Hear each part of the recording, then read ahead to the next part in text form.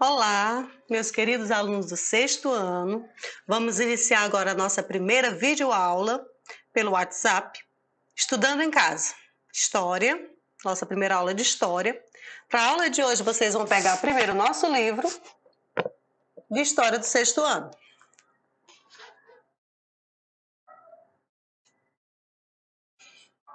Essa primeira aula ela está no livro na página 22 e 23. Creio que todos estão com muita vontade de retomar os estudos, afinal já faz mais de um mês que estamos todos parados e isso é muito bom a gente retornar a estudar. Vocês estão vendo aí um índio segurando uma câmera, né? Sabemos que as câmeras elas servem para registrar, ou seja, para imortalizar um momento. E o tema da aula são narrativas indígenas. Então, vamos ver qual é a preocupação dos povos indígenas para justamente não deixar suas narrativas se perderem ao longo do tempo. Continuando a leitura, acompanhe comigo aí na página do livro, 22 e 23. Narrativas indígenas. Só lembrando, nas últimas aulas nós tivemos a introdução do projeto Cultura Indígena e já tínhamos visto que existiram aqui no Brasil mais de 6 milhões de índios. Hoje apenas existem uns 800 mil. Mas que esses povos são milhares e que eles não são iguais. Nós vimos nas últimas aulas. Os índios eles têm os seus grupos, ou seja, suas etnias. Cada grupo que tem dentro dele as suas características peculiares, uma língua diferente, uma forma de se expressar na questão da religiosidade e assim por diante. Só relembrem aquela nossa última aula para a gente continuar agora. Narrativas indígenas. Os relatos orais, acompanhem comigo. Os relatos orais são fontes históricas que nos ajudam a conhecer as experiências, as memórias, o cotidiano, a cultura e os pontos de vista de diversas pessoas, principalmente daquelas que tiveram pouco espaço nos meios oficiais de registro, no caso os indígenas, e de transmissão dos saberes produzidos. Quando fala aqui de transmissão dos saberes produzidos, é porque agora que nós estamos estudando, viu-se a necessidade, os historiadores viram a necessidade de nós estudarmos as histórias dos indígenas, que foi justamente um pouco que teve pouco espaço nos meios oficiais. Continuando a leitura. Para conhecer mais profundamente, por exemplo, a história dos indígenas ou dos africanos escravizados no Brasil, temos de empregar recursos variados e utilizar fontes que vão além de registros escritos, como objetos, materiais arqueológicos, tradições, músicas, festividades, histórias e memórias narradas, etc. Então, nessa sessão, você vai aprender alguns passos necessários para realizar uma pesquisa baseada em fontes audiovisuais.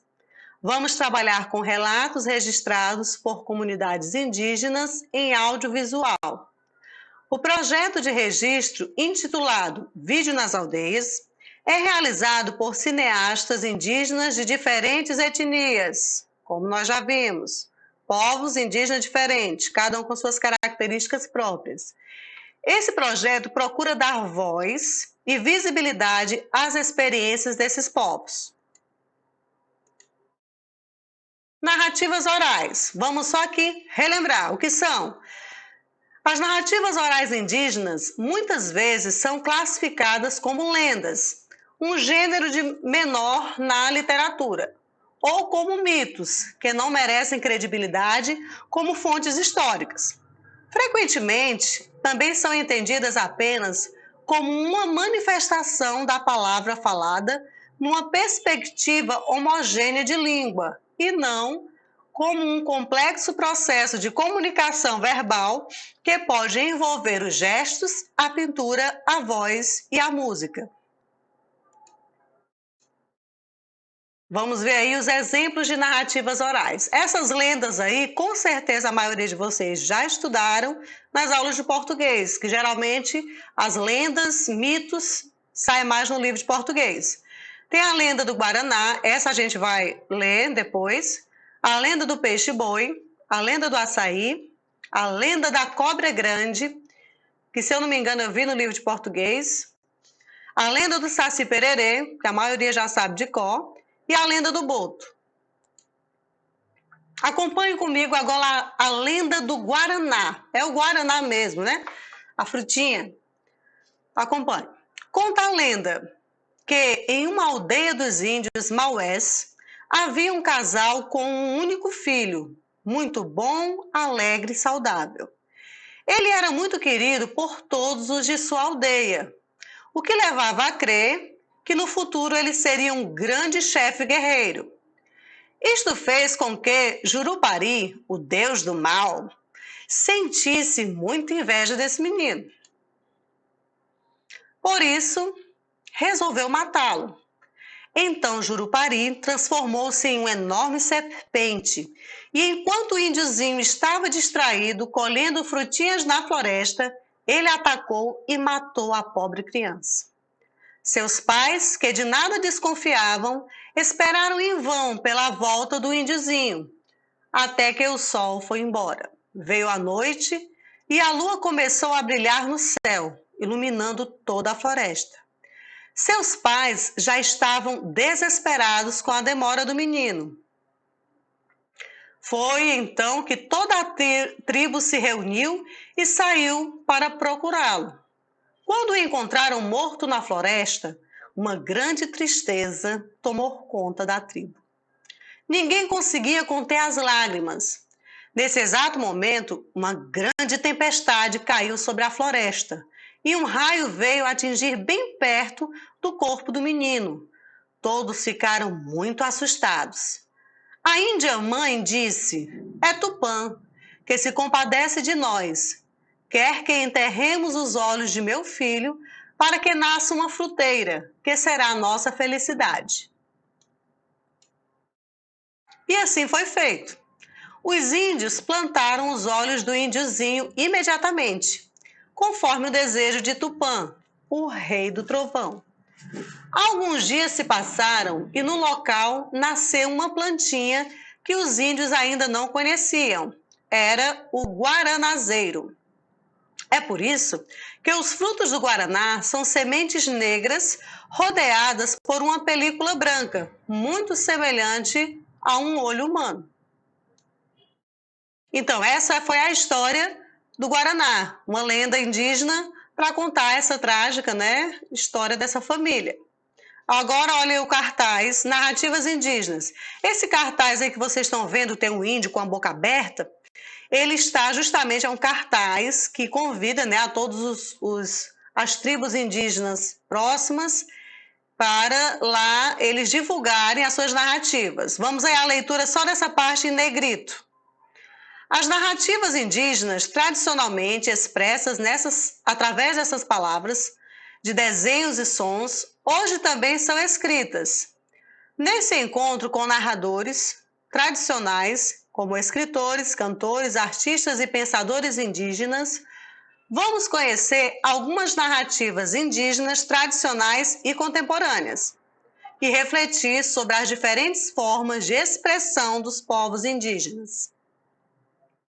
Então, aí é um encontro que aconteceu em Pinheiros, São Paulo. O que a gente aprende, Qual é a vantagem da gente conhecer a história de outro povo, no caso, os indígenas? Aí diz: ao estudarmos a cultura dos povos indígenas, também estamos conhecendo a nossa própria cultura. Nós somos brasileiros, mas nós já estudamos e sabemos que o povo brasileiro ele é uma mistura de culturas, ou seja, da cultura do índio, do europeu e do negro africano. As narrativas orais revelam muito da história e concepção de mundo de cada povo. Ou seja, todos os povos têm as suas narrativas orais. Do mesmo jeito que nós temos as nossas histórias que nossos avós contaram e vão passando de um para o outro, os indígenas, diferente de nós que registravam, Nós já tínhamos os registros escritos, os indígenas não. Esse registro escrito ele está sendo feito agora porque a história viu uma necessidade de registrar as lendas e as narrativas indígenas. Continuando a leitura. Para iniciar essa pesquisa e orientar o trabalho a ser realizado, sugerimos alguns filmes do projeto Vídeo nas Aldeias. Esses vídeos eles estão no YouTube, basta acessar com o link que está no livro. Esses vídeos foram produzidos com o intuito de registrar o modo de ver o mundo e os costumes dos povos indígenas. Esses filmes revelam os pontos de vista dos indígenas sobre a história e a cultura, sobre as transformações que ocorreram com o passar do tempo e sobre a importância da preservação de suas memórias e de seus costumes. Aí vocês têm na tela. Filme 1, Índios no Brasil, 9, Do Outro Lado do Céu. Filme 2, Índios no Brasil, 7, Nossas Terras. E o filme 3, No Tempo do Verão. Esses filmes aí que vocês irão ver, cada um vai falar de um aspecto da cultura indígena. Você vai escolher apenas um. Desse filme que você vai escolher, você vai responder a atividade que está no livro e também aqui nesse vídeo. Aí está a atividade. No livro ela está na página 23. Sempre nas minhas atividades, como vocês vão bater uma foto da atividade depois de responder, né? Copia no caderno, responde, bate a foto e envia para o meu WhatsApp. Não é para aquele do grupo da escola, é para o meu. Você coloca sempre o seu nome, o número e o ano. Sexto, se for o A, coloca A. Se for o sexto B, coloca o B. Aí vem só 3 perguntinhas. Qual é o nome do povo ao qual o vídeo se refere? Quais aspectos da vida desse povo são apresentados no vídeo? Essa pergunta aqui é para dizer, é o aspecto religioso? É o aspecto econômico do que eles viviam? E assim por diante. E a terceira que ela é pessoal, em sua opinião. Por que as narrativas indígenas contribuem para ampliar o conhecimento que temos da história do Brasil? Pronto, aí a atividade é só essa aqui. Respondeu, me envia rapidinho para mim já ir registrando. Essa última parte, o que você deve fazer? Enviar a foto da atividade respondida para o meu WhatsApp, que eu já falei. Está aí o meu WhatsApp. Enviar somente atividades. Por que eu digo isso? Porque se vocês enviarem outras coisas, como bom dia, boa tarde, algumas outras frases, o meu celular não vai suportar tanta atividade. Então, por favor, envie só a minha atividade respondida, certo? Aí, continuando, para que essas atividades irão servir? Elas vão garantir a frequência, vai ser a chamada, boas notas para vocês e o principal, gente, que é a aprendizagem, o sucesso da aprendizagem de cada um de vocês. Eu espero que cada um se empenhe, façam as minhas atividades, não somente as minhas, mas de todos os professores que estão enviando as atividades pelo WhatsApp, porque por mais que estejamos passando um tempo difícil, né, com essa pandemia, nós não podemos esmorecer, nós temos que conseguir prosseguir continuando fazendo aquilo que nós estamos aqui para fazer, que é estudar. Estude em casa.